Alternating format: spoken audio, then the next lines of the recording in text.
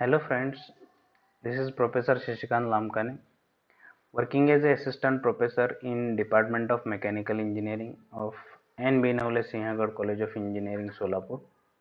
I am having 11 years of teaching experience and 1.5 years of industrial experience. I have completed my post-graduation with Mechanical Design Engineering. So in previous video, we discussed the case of balancing of rotating masses. So first case of balancing of rotating masses in detail.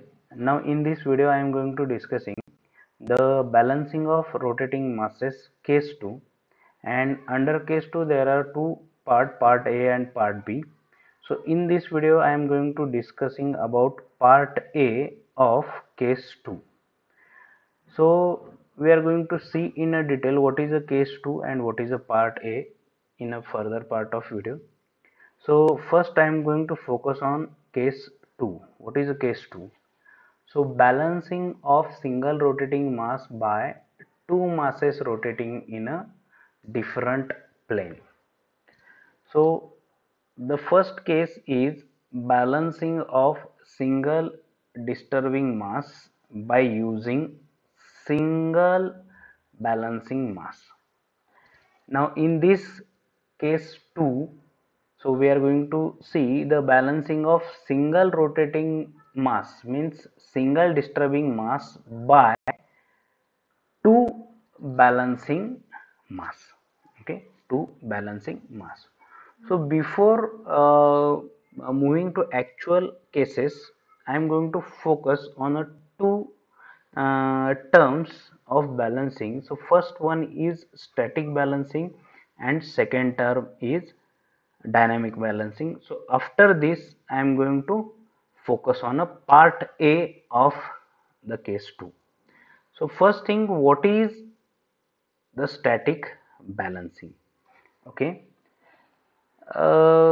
then static balancing, we say the system is statically balanced. For that purpose we see some conditions. Okay, if suppose this is a system, okay, in this system this M is a disturbing mass. Okay, so this disturbing mass is balanced with the help of two balancing masses. Okay, so two balancing masses rotating in a different plane. So this is a two different plane. So when we are going to rotate these two masses in a two different plane, so this is a case 2. So under which we are going to see what is the static balancing. So for static balancing, the net dynamic forces acting on shaft equal to 0. Okay, so if the net dynamic forces acting on shaft is equal to 0, then we can call this condition as a static balancing, or this require that the line of action of three centrifugal forces, so centrifugal force of disturbing mass, then centrifugal force of the balancing mass M1 and M2. So that's why here three centrifugal forces, centrifugal force of M, centrifugal force of M1 and centrifugal force of M2 must be the same. Okay, this is the condition of static balancing. In other word, the center of masses of the system, the center of masses of the system must lie on the axis of rotation. So center of masses of the system must be lie on the axis of rotation. Then this condition for static balancing, means when this condition is occur, then we can call it as a system is a statically balanced. Okay, similar way we are going to see the condition for dynamic balancing. Okay, so for the dynamic balancing, the net couple due to dynamic forces acting on shaft is equal to 0. This is the second condition. Okay, and first condition is this. Okay, so first condition we call the condition for static balancing, and second condition is the net couple due to dynamic forces acting on a shaft is equal to 0. This is the second condition, or in other word, the algebraic sum of moments about any part in a plane must be 0. Okay, the sum of moment about any point in a plane must be 0. So combinedly, so condition for static, that is condition number 1, and condition 2, that is the net couple due to dynamic force acting on the shaft is equal to 0. So combinedly condition 1 and condition 2 is called as dynamic balancing. Okay, so for static condition we are going to take the summation of disturbing forces is equal to 0. So for first condition, and for second condition, so couple, okay, due to dynamic forces of shaft is equal to 0, that is a summation of m, that is movements, is equal to 0. So these two conditions, so first condition used for static balancing and second condition is used for dynamic balancing. Okay, so for first condition we are going to consider only the forces. Okay, and in second condition we are going to consider the forces along with the movement. Now we are going to moving the further part, that is what are the two possible cases, okay, or two possibilities, that is part A and part B of case 2. So part A of case 2 is when the plane of disturbing mass lie between the planes of two balancing masses. Okay, so I am going to see what is this condition, that is the plane of disturbing mass. The plane of disturbing mass is A. Okay, is lie between or lies between the plane of balancing masses. Now balancing masses are m1 and m2, and plane of m1 is L and plane of m2 is M. So if the plane of disturbing mass lies between the plane of balancing mass, then we can consider as a part A. Okay, this is a sub condition. Okay, it means that the plane of disturbing mass, म्हणजे disturbing mass चा plane हा, ह्याला आपण disturbing mass म्हणणार आहे, आणि ह्या दोघांना आपण बॅलन्सिंग मास म्हणणार आहे.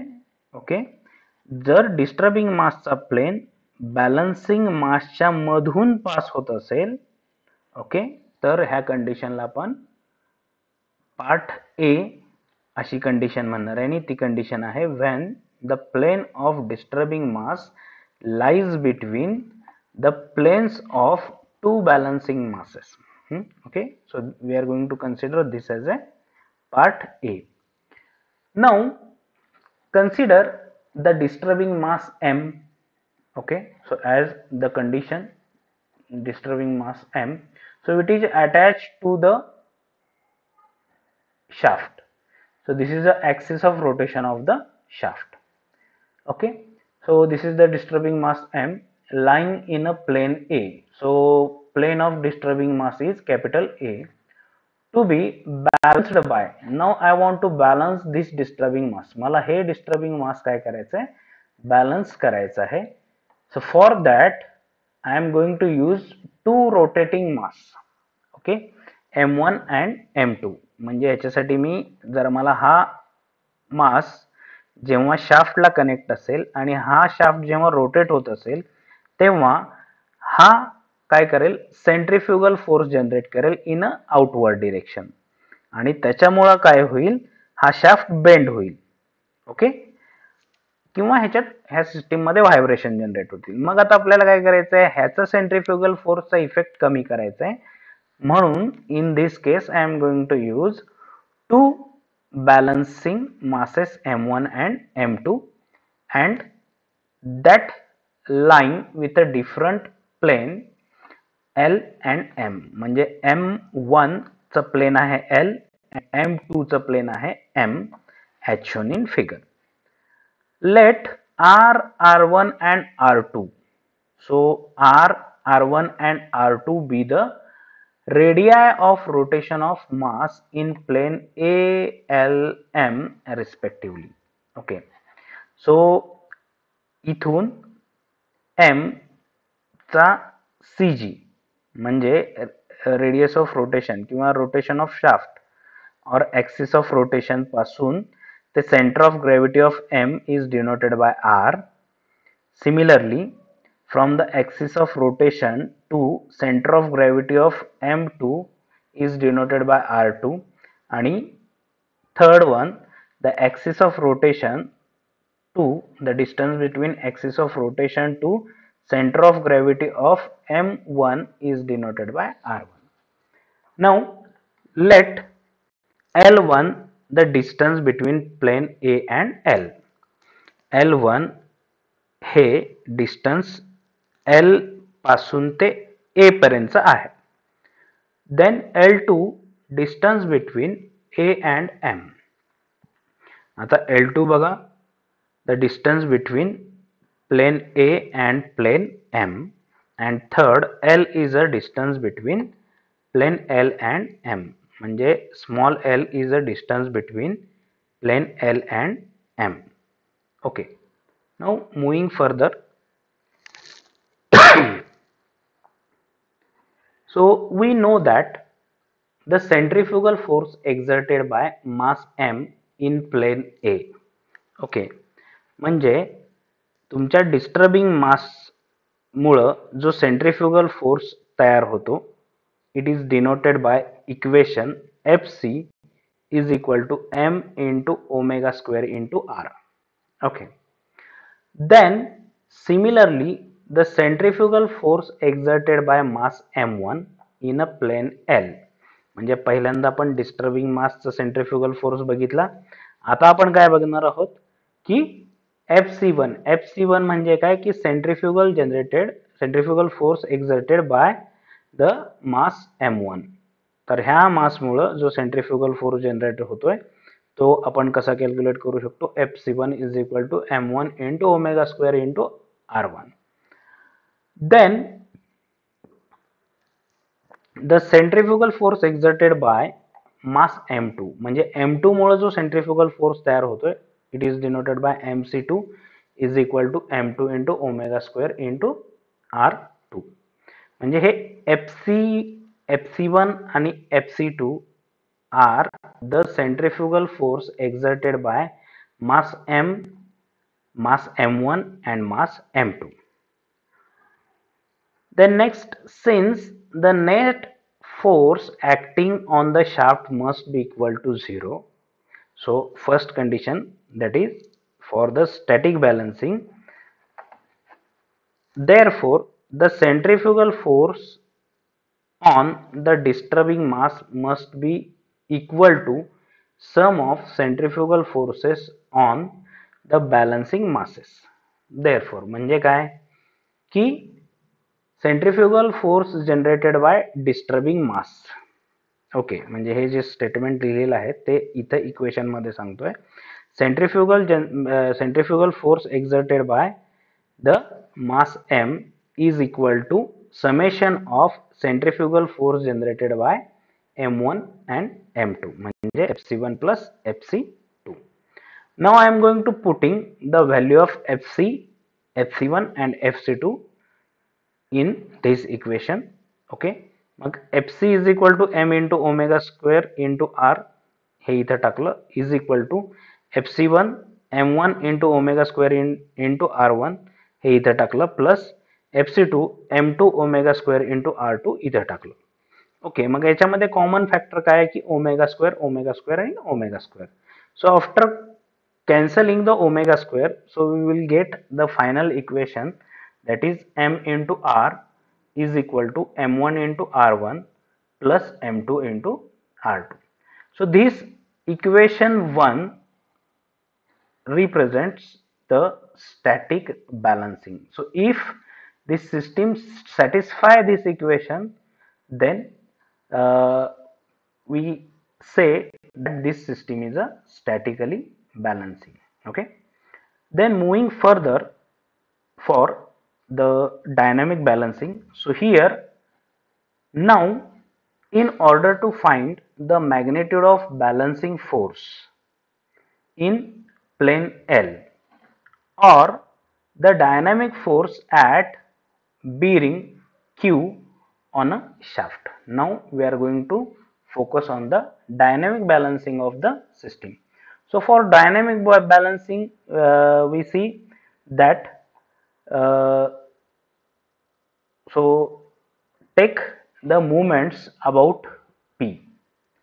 Take the moment about P, which is point of intersection of the plane M and the axis of rotation. Okay, so now first we are going to take the moment about P. Then when I am going to take the moment about P, then I am going to consider the two forces. So first force is centrifugal force generated by the mass M, and second force is centrifugal force generated by mass m1. So sign convention, positive and negative. Okay, so distance between these two we already know. Okay, so fc1, so centrifugal force generated by m1 into, okay, the distance of point P is L, so therefore fc1 into L is equal to the centrifugal force generated by a mass m, that is Fc, into distance L2. Okay. Now I am going to putting the value of Fc1 and Fc.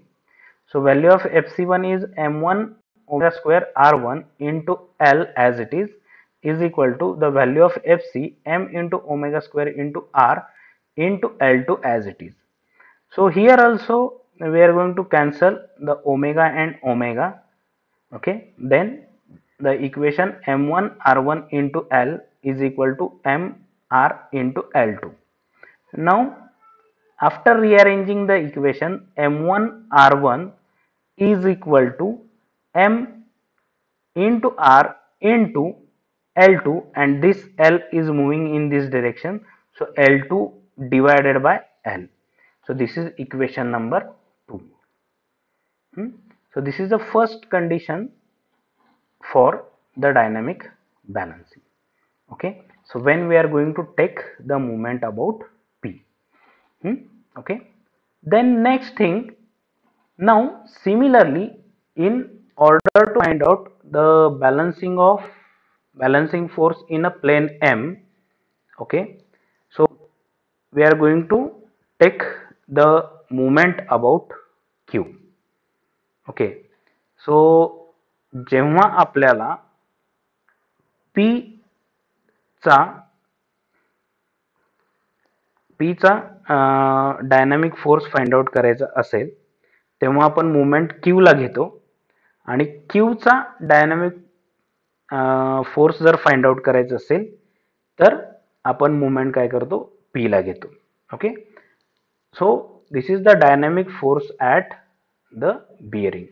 आणि आता आपण काय करणार आहे की we are going to find out the dynamic force at P or plane M, and for that purpose we are going to taking the moment about Q, which is the point of intersection of plane L and axis of rotation. So therefore म्हणजे जेव्हा आपण Q ला moment घेणार त्यावेळेस इथं हा force consider करणार नाही, कारण moment is nothing but a force into distance आणि ह्या फोर्सचा डिस्टन्स 0 आहे, त्याच्यामुळे हा फोर्स कम्प्लिटली 0 होईल. आता दोन फोर्सेस राहतील. हा so force generated due to m, that is centrifugal force generated due to m, and that is equal to Fc, आणि centrifugal force generated due to m2, that is a Fc2. आता movement घेऊयात. so force into distance, so now we are going to take the moment about q, so therefore the force due to m2 is Fc2 into L. so Fc2 into L is equal to Fc into L. so force generated due to m into the distance, so that is L1. so here the distance is L1. I am going to correct it. so this is L1. okay, then I am going to put the value of Fc and Fc2 over here. okay, so value of Fc2 is m2 omega square into r2 into L as it is equal to value of Fc m into omega square into r into L1 as it is. Now here the omega square and omega square get cancelled. Then the next equation is m2 into r2 into L is equal to m into r into L1. Now rearranging means after moving this L on this side, then the final equation m2 into r2 is equal to m into r into L1 divided by L. okay, this is equation number 3. And finally it may be noted that equation 1 represents the condition for static balancing. okay, equation 1 represents the condition of for static balancing, जे आपण आधीच्या part मध्ये बघितलेलं आहे. आणि in order to achieve the dynamic balance, equation 2 or 3 must also satisfied. okay, म्हणजे equation 1 2 3 जर satisfy झाले तर आपण म्हणू शकतो की ही सिस्टीम स्टॅटिक आणि डायनॅमिक बॅलन्सिंग आहे. जर इक्वेशन 1 सॅटिस्फाय झालं फक्त तर आपण म्हणू शकतो की ही सिस्टीम स्टॅटिकली बॅलन्स आहे. सो this is about the part A of case 2. आता केस 2 काय आहे ती परत एकदा 2 मिनिटात सांगतो मी. So case 2 is balancing of disturbing mass. हे डिस्टर्बिंग मास आहे by using two masses lies in a different plane. आणि त्यातला पार्ट ए काय आहे की जर डिस्टर्बिंग मासचा प्लेन बॅलन्सिंग मासच्या प्लेनच्या मधून पास होत असेल तर हा आपला आहे part A of case 2. In further video we are going to discuss in detail the case 2 and part B. So thank you very much.